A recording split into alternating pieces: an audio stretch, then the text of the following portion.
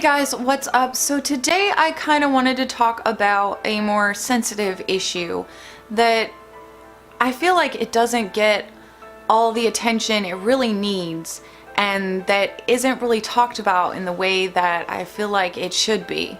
And that is suicide. There are a lot of people that are suffering out there in silence. And I have lost people that I really cared about to suicide. And I understand a little bit from both sides. So those of us left behind are left with this intense guilt and also a lot of confusion, because a lot of us, we think to ourselves, I thought they were doing well, they seemed in a good place, they seemed like they had it together. And I think a lot of that problem stems from social media, where we only post the good things in our life. We don't put out cries for help online. We try and portray our lives as being fantastic and perfect and wonderful, even when we're falling apart and dying inside and hoping that someone somehow notices. A lot of times if you're suicidal, you try and hide that you're feeling that you are in that dark place, because you don't want to burden people with your problems. Because I've been on both sides of this spectrum. I'm gonna put myself way out there and say I have, on a few occasions, attempted suicide. And lucky for me, I was blessed and my attempts were not successful, because when you are suffering from suicidal thoughts, you're in a dark place. You can't see the light. You think that you're a burden to all your friends, all your family, all your loved ones. You feel like you're a burden. You feel like the world would be better off if you were gone. And when you have these feelings and you are in that deep, dark place, you feel like they are true. You feel those feelings are true. You feel like you really are a burden, like you are ruining other people's lives. That is the mind, at least in my experience of feeling suicidal, that I was just hurting people just by existing. Just by existing, I was hurting those I cared about. I was lucky that I had a good support group that when I talked about my feelings and told my story to my friends, that I was given a lot of understanding and a lot of support from them. And it's unfortunate that a lot of people don't really have that kind of support, where they have other people that feel the same way, that have been through the same experiences. So it's easier to talk to someone who has kind of been in that same boat, who can really understand where you're coming from. Because when you are feeling suicidal, it's like you're being bombarded with these waves of just negative thoughts. You're worthless, you're garbage, you shouldn't exist, you're hurting everyone that you love by existing. Your existence is a burden on the world. Everyone would be so much better off if you would just kill yourself. Everyone would be so much happier if you would just kill yourself. The world would be a better place if you would just kill yourself. And it's so hard to try to dig yourself out of that place, and so hard to try to transform those negative thoughts into positive ones. Because when you are in that dark place, you can't see the light. You can't see a future. And if you do see a future, it is dark and terrible. So I feel like this is something that needs to be talked about more, that needs more understanding. Because maybe if it receives the understanding that it needs and the attention that it deserves, maybe we won't have to feel that guilt of being left behind. Maybe that person's life can be turned around. Maybe they can start to see the light. I still suffer off and on from depression. I still suffer off and on from those thoughts. But through a lot of hard work and effort, I have grown as a person, and I am able to pull myself out of that deep, dark pit a lot faster. And I have become stronger, and I am more able to reject those thoughts, reject those negative thoughts, and tell myself that I don't have to listen to them, and that I can reject every single time I have one of those thoughts. I can just reject it. I don't feel like those thoughts are coming from me. Now, there have been many books written about this. A lot of people say that it is the ego basically attacking itself, or that the mind is bored, so it will try to come up with problems. People are diagnosed with chemical imbalances. There's all kinds of diagnosis out there, and there's all kinds of different treatments and ways of dealing with it. But what I found worked best for me was sitting there, and every time I got one of those thoughts, saying, I reject that thought.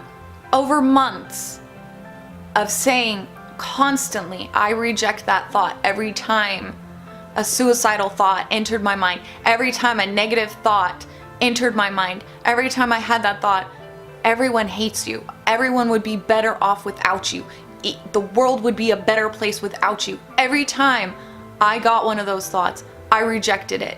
And after a few months of this practice, I noticed something. Those thoughts were coming less and less often. And I was having to reject those thoughts less and less often. I don't know if this is something that can help everyone, but I know it helped me a lot. At this point right now, I rarely get those negative thoughts. I rarely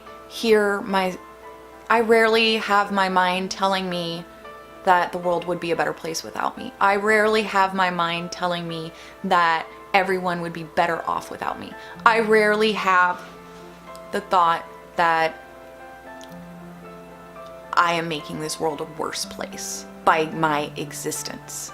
So I don't know if if this method will help everyone, but I know that I've been on several medications, and a lot of them I did not care for the side effects. So I just kept getting put on different medications constantly, and some of those medications made the thoughts even worse, made the thoughts come into my head all the more. And I am not discouraging anyone from taking medication. By all means, medication can help, for sure, without a shadow of a doubt in my mind. Medication can help, but sometimes it takes a long time for it to kick in, and to find the right dose, and to find the right medication. With the proper medication and some of my rituals and practices, I have been able to kind of clear out all that negativity from my mind, which has helped me a lot and kept me a lot more stable, to where instead of having these extreme highs and extreme lows, I'm stable. I'm just normal. I don't want to say that it's gone. I don't want to say that it's not something that I could have another episode. Another thing that I have found really, really helpful in my journey has been meditation. Being more mindful of what my thoughts are, and that I do have some power over what thoughts I accept and what thoughts that I reject. And again, I'm not saying this is gonna be super helpful for everyone, but if I could help one person, just one person out there, and let them know that they're not alone, that someone else has suffered, and that there can be a light at the end of the tunnel. There can be a light. Suicide is not the answer. It's the end. Once you take that step, there's no turning back. As long as you're alive, there is hope. The minute that you take that final step, there's no more hope. And I can tell you right now that people will be grieving, people will be confused, people will feel guilt and just a loss that you couldn't possibly even understand or be able to see as something possible when you're in that suicidal state. And that's something that a lot of people don't understand, is when somebody is suicidal, they think that is the only answer. They think that is the only way. And it's not. There's other ways, but they can't see that. And a lot of times, if that person that is suicidal, was in their right mind, they wouldn't want to commit suicide. And if you're out there and you are feeling that suicidal, you are feeling that pain, you are in that dark place, don't be afraid to reach out. Don't be afraid to ask for help. Don't be afraid, because there are people that love you and care about you and that want you in this world, that need you in this world. And you have no idea what kind of impact you've had on other people's lives. There are people out there that probably haven't even talked to you in years, and if you were gone, they'd be devastated. Because every person that you come into contact, you affect their life in some way, and you don't know what impact you've had on someone's life. I've had so many people over the years that I found inspirational and loved them so much, and a few of them I lost, and I lost them to suicide. And losing someone to suicide is so tragic, and it kind of puts things more into perspective, because I was one of those people. I tried to take my life, not just once either. I tried to take my life multiple times, and I was afraid to put this story out there, but if I could help save one life out there, I needed to say it. I needed to put it out there. You're not alone. You can get help. You can get better. You can have a good life. You can experience a beautiful, wonderful life that is full of love and light. It is possible to get yourself out of that deep, dark pit of despair. It is possible for you to get out of it. It is possible for you to climb out of that pit.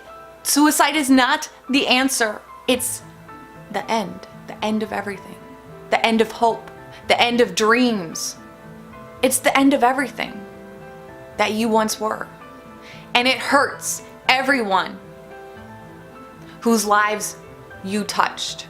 You might think that you are garbage right now, but you are wrong, and you don't have to believe that, and you don't have to think that way, and you don't have to feel that way.